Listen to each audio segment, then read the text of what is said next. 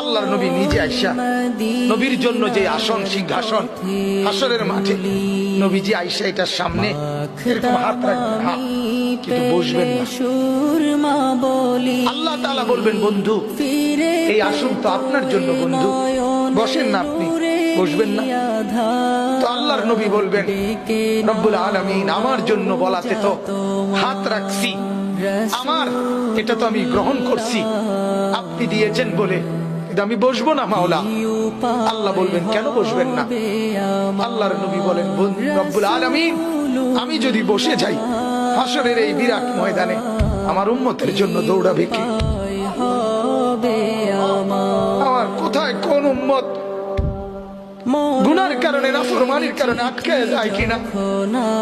আমি যদি না ছুটি, আমি যদি না দৌড়াই, আমি বসে গেলে আমার উম্মতের জন্য দৌড়বে কে?